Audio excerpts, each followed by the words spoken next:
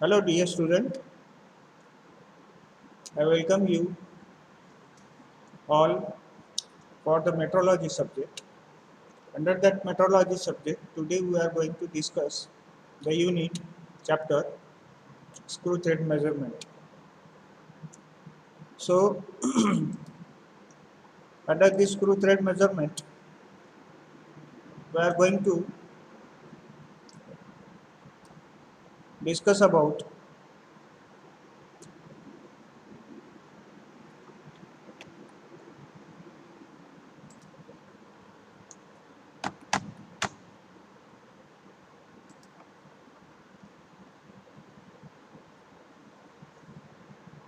under this chapter, we are going to discuss introduction or definition of the screw thread, what are the various terminologies of screw thread, what are the basic uses of screw thread, then its various types, and what are the parameters to be measured of screw thread,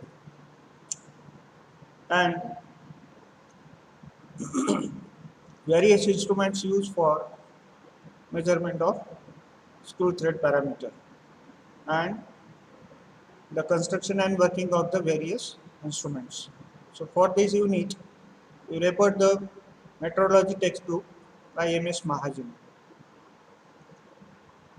So let us start with the screw thread terminology or screw thread definition or introduction. So screw means what? Screw is nothing but helical grooves are there. Helical grooves are provided on the external surface or either on the internal surface. If the helical grooves are provided on the internal surface, then that screw thread is called as the internal screw thread. And if it is provided on the external surface, then it is called as the external thread. So you people are aware about the uses of screw thread. This is used for temporary joint. When you are going to join two parts together, you are using a screw thread. And nails. What is the difference between nails and screw thread? This is suppose this is the screw thread. This is suppose bolt, and on this surface the helical grooves are provided. This is the screw thread, and if it is the nails, then there is no plain surface is there. No helical grooves are provided. So that is the basic difference between the nails and the screw. So this screw is used to fasten the two parts together. So to join two parts together, screw thread is used, and that is the use of screw thread also. If you refer the lathe machine, then the screw thread or lead screw is used to transmit motion from one part to another part. So this is also used to transmit the motion or power from one part to another part. And in screw jack, you had seen the uses of screw thread. So that is used to lift the load. So that is also the mm, use of screw thread. The screw thread is the helical ridge or grooves produced by forming a continuous helical groove of uniform section on the external or internal surface of a cylinder or a cone. So this is the external cylinder. On the outer surface, if you are providing forming a helical ridges or helical grooves on the external surface, then that is called as the external thread. And if it is provided on the internal surface, helical grooves are formed on the internal surface, then that is called as a internal thread. So this is the you are forming the helical grooves on the cylinder, then that is called as a parallel screw or straight thread. If you are providing or forming a helical grooves on the cone surface, then that is called as a tapered threads.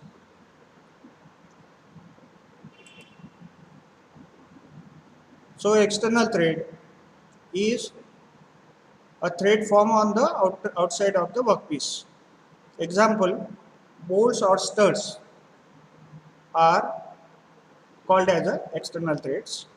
Internal threads means inside of a workpiece, then that is called as a internal thread. For example, female screw gauge or nut. Uses of screw thread to hold parts together act as a fastener to transmit motion and power, that is square and acme threads are provided. So these are the various terminology of external threads. If you look this diagram, this is the external thread and this portion. Now this is the one portion of the helical grooves are provided on this top surface. If I take the center line of this axis of the thread, then there is also ridges on this side like this.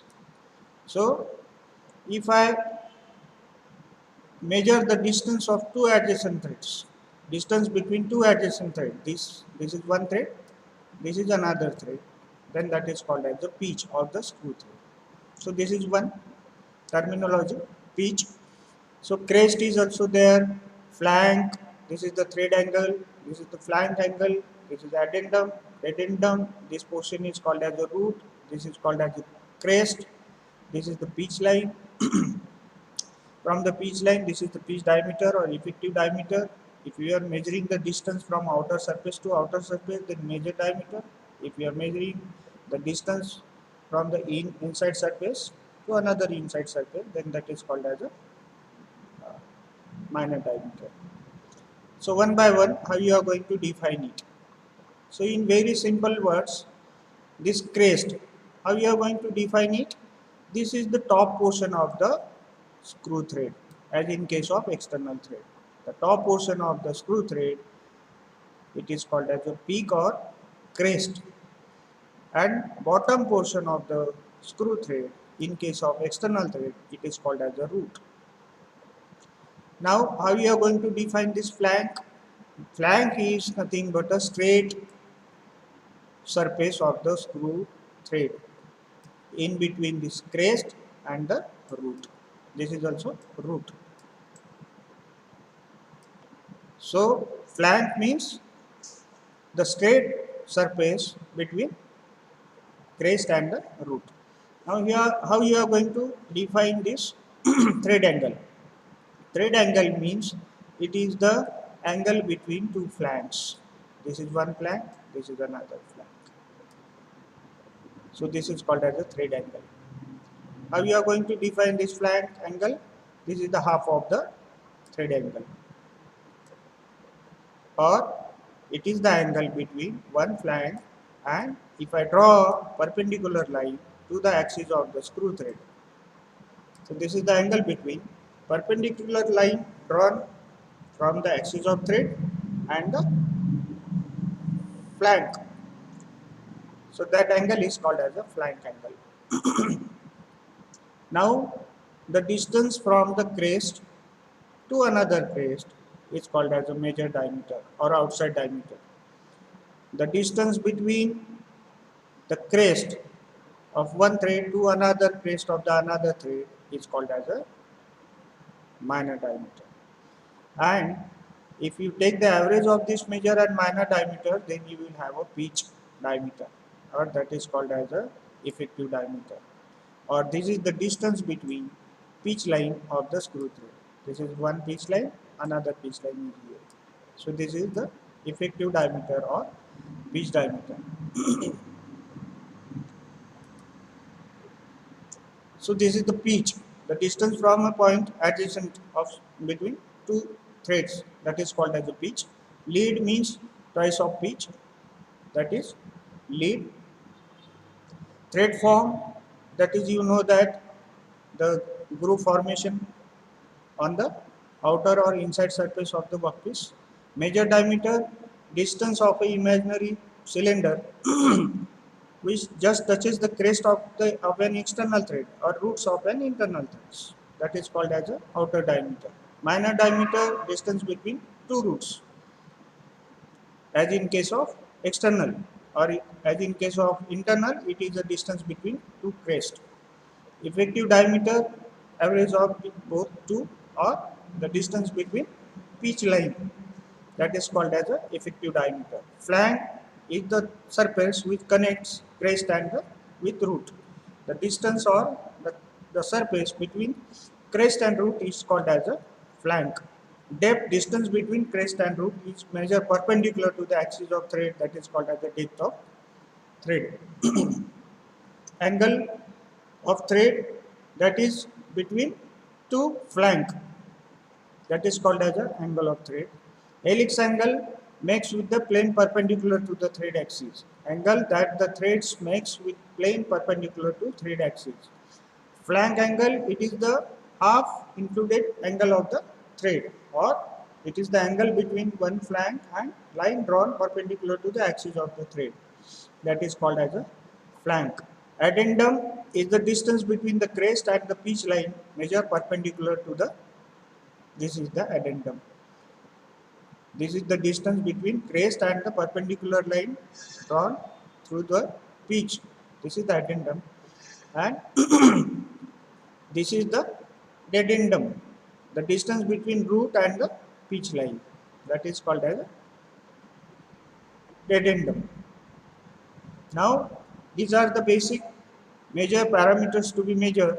So, one is major diameter, minor diameter, effective or pitch diameter, pitch and thread angle of screw thread. So, how you are going to measure? By using various instruments. So, one by one we are going to discuss. So, this is the measurement of major diameter. This diagram is called as a floating carrier diameter measuring machine. Floating carrier diameter measuring machine, or bench micrometer. If you look at this, there are two columns. This is the micrometer head having a circular scale and one linear scale. These are the anvils, two anvils. From another side, this is called as a fluidacial indicator, and this is the another anvil. In between these two anvils, you are going to hold the screw thread. So, ordinary micrometer is also used to measure the external diameter of the screw thread. It is adjusted for appropriate cylindrical size. The size is denoted by S, and this process is known as gauge setting. So, R is the micrometer reading and of the thread, and the new reading is R2. Now, what is this? You first fix the master cylinder here, and fluidacial indicator will indicate the zero reading, and rotate this up to when this fluidacial indicator indicate the zero reading. You are fitting the bolt, suppose. Of bolt, you are going to measure the major diameter of the bolt by using this bench micrometer or floating carrier diameter measuring machine. So, what you can do? You feed the bolt here. First, you feed the cylinder, master piece or master cylinder having the same diameter, major diameter, and take out the reading from the micrometer, and at that reading you set this fluidacial indicator at the zero reading. Then take these readings. What this D is the measure. Suppose you are going to calculate the major diameter. S is the reading of the standard cylinder, and R1 is the reading taken over the standard cylinder, R1 from the micrometer. This R1 reading you have taken from the micrometer when the master cylinder is attached. Now replace this master cylinder with the thread or bolt of which you are going to measure the major diameter, and now take the R2 reading. When you are going to take it again, you make it that fluidacial indicator again to zero reading, and take out the reading this R2 from the micrometer. If you put into this equation, you will have a major diameter of the screw thread. So, this is the block diagram of bench micrometer. This is the fluidacial indicator this is the two anvils or clamps holding centers. In between this holding center, you are holding the workpiece, threaded workpiece, just like this. Suppose this is the threaded workpiece. This is the thread.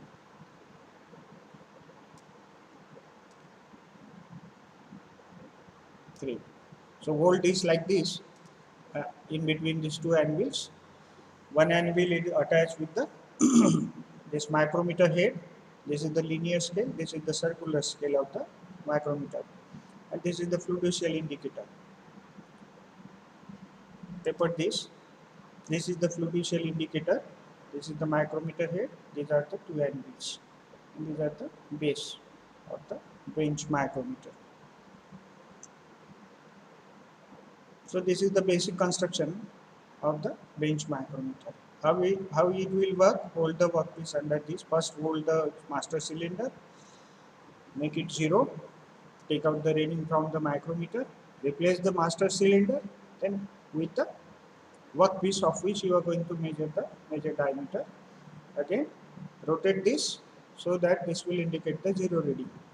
Rotate this micrometer head, it touches to this anvil and it will deflect the pointer of the fiducial indicator. When this fiducial indicator shows the 0 reading, then take out the reading from the micrometer, that is your R2. First, how you are going to master cylinder, make it 0, means you rotate this, when it comes to 0, take out the reading. So that is the reading of master cylinder, that is R1, and S is the diameter of the master cylinder, that is known to you, or measure the with your ordinary micrometer. So that is S plus minus R1 minus R2. So this is the basic procedure of measurement of major diameter by using bench micrometer. So this is all about the how you are going to measure the major diameter by using bench micrometer. So this is after taking all the readings. Size of setting gauge. So this is the diameter of master cylinder. R1 is the micrometer reading when master cylinder is attached in between two anvils, and R2 is the micrometer reading over thread of which you are going to measure the major diameter, this D. So why it is plus or minus? To overcome this negative, when it comes negative, then it will be plus. When it comes positive, when the difference of this comes in positive, then this is minus. So this is all about the measurement of major diameter. So this is the master cylinder, standard cylinder. These are the two anvils, one anvil from the micrometer head, one anvil from the fiducial indicator, and these are the two holding anvils or centers. So take out the readings R1 and measure this diameter. Measure the diameter of this master cylinder, or it is known to you because it is embossed on this master cylinder. What is the diameter of this master cylinder? That is S. And reading taken from the micrometer head, that is R1, and this is S. Now replace this master cylinder with the screw thread of which you are going to measure the major diameter, and take out the reading, that is R2, when this fiducial indicator comes to 0 reading. So this R2, R1 and S, put that into this equation, that is the major diameter of the workpiece, that D is equals to S plus minus R1 minus R2.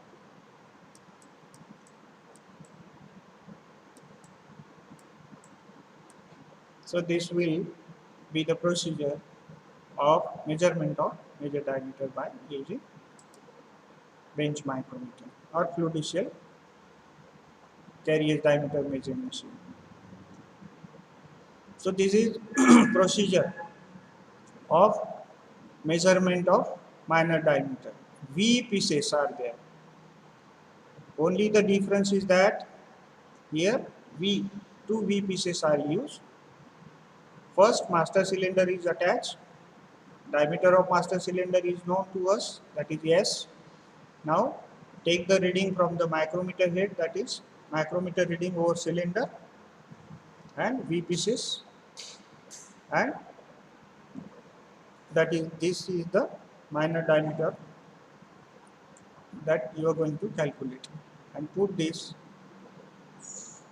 here. It is they are using D. Suppose if it is S and if it is minor diameter or inside diameter, then this will become D, I suppose. So this is S plus minus R2 minus R1. So R2 is the micrometer reading taken over the threaded workpiece. R1 is the micrometer reading taken over the master cylinder. So this is the procedure of measurement of minor diameter. Now how you are going to measure the pitch of the screw thread? Pitch by using pitch gauge. Here pitch gauge, let us see, this is the pitch gauge. This is 4, 3, 2, 2.5, like that. This is 1.8, 1.6. This is the screw gauge. You are calling it as a screw pitch gauge. You match this blade with the screw thread provided on the workpiece. So if it matches with all that screw thread, then you come to know that the pitch of, suppose this blade 4.0 matches with the screw pitch of the screw thread. Suppose this is the thread of the workpiece. Now match this screw pitch gauge. If it matches perfectly, then that is the pitch of that thread.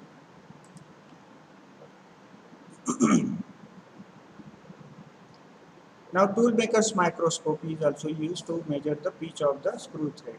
Optical profile projector, just like an optical profile projector. This is the optical head.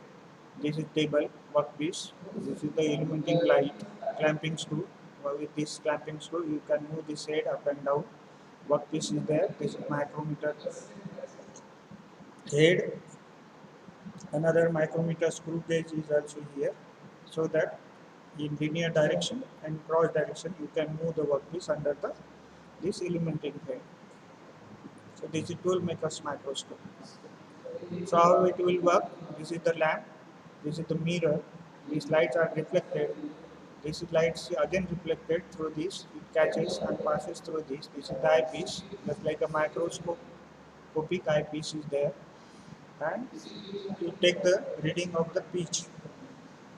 Means you move this in this direction by, you take the reading first from the first pitch. When it is comes under this, move this table in this direction. Another threads comes under this, means pitch is the distance between two adjacent threads. One thread is moved in this direction, another thread comes under this light, and when you come to know that it exactly comes under this light, so take out the reading from this.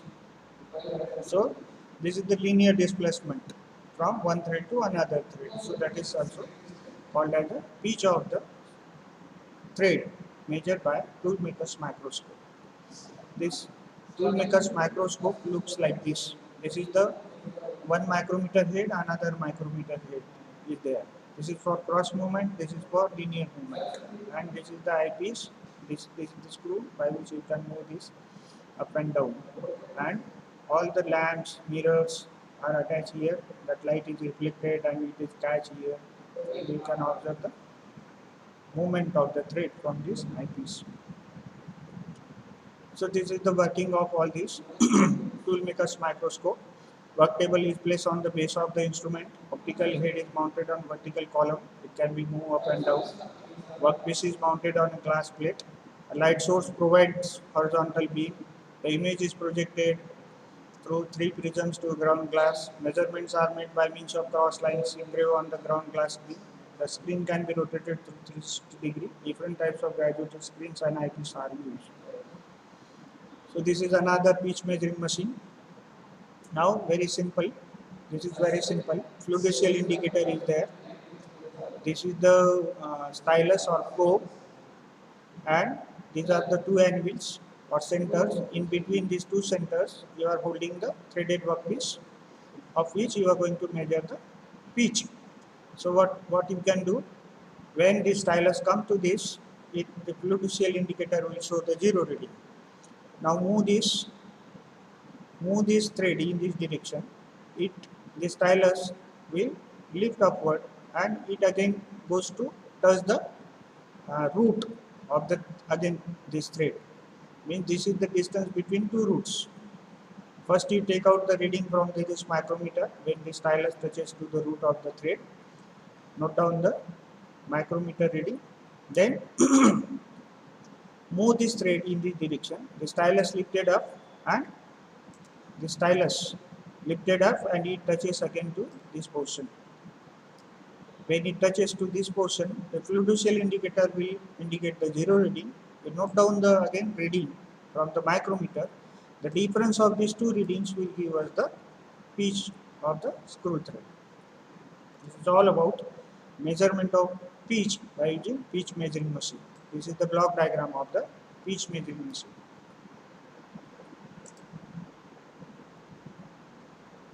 Now effective diameter, measurement of effective diameter by using two wires method. In your syllabus only two wire methods is given. So how you are going to measure the effective diameter by using two wire methods. So this is the two wire methods, means two wires are there. Just like this one is the one wire, this is another wire. Two wires are used to measure the effective diameter. Suppose this is the M dimension over the wire, M is the dimension over the wire, T is the dimension under the wire. This is the screw thread of which you are going to measure the effective diameter. E is the effective diameter of this thread. This you are going to measure it.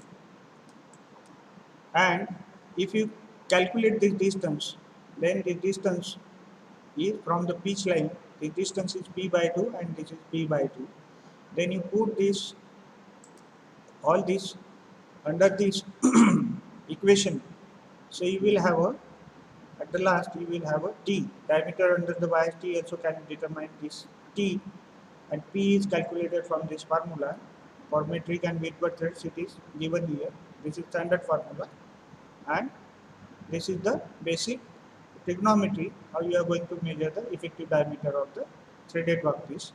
If D is the diameter of the wire, this is the diameter over the wire, T is the diameter under the wire, this is the angle flank or flank angle you can say, x by 2, x is the thread angle, x by 2 is the, and this is the radius DO and drawn perpendicular which touches to this line here. So D and E are drawn perpendicular. So and if I draw this basic, this is the pitch line, BC is the pitch line, and this A point is marked under the wire where it touches to the this surface under this A, and Q is the, if I draw a line here, it touches to the BC, that is marked as a Q, and then BC is half of pitch. This BC is half of pitch. If another thread is drawn here, so this distance is P. If I again make it half of this distance is P by 2. So if I measure this distance,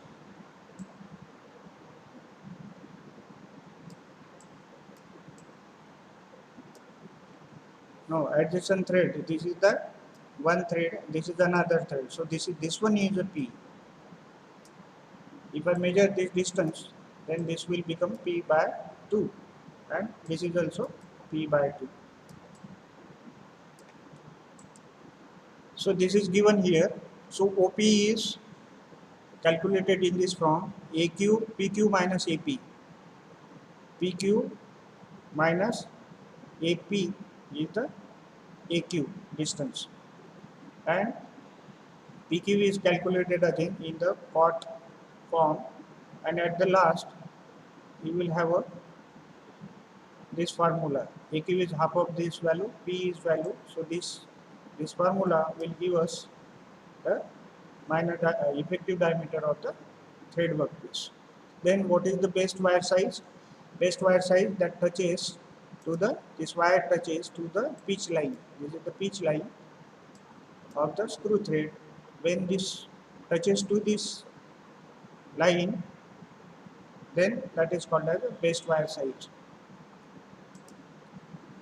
Then how it is, best wire size is the one which makes contact at the pitch line of the screw thread. In other words, action is bigger, OB is perpendicular to flank portion of the thread at the pitch line. And that if we put all these values and calculate from this geometry, we will have a, this one, this formula, this dB. This is the best wire size. It is P by 2 sec theta by 2. Theta is the thread angle. So if we put the pitch, if you know the pitch of the screw thread and thread angle, then you can calculate the best wire size. So this is all about the screw thread measurement. Okay, thank you.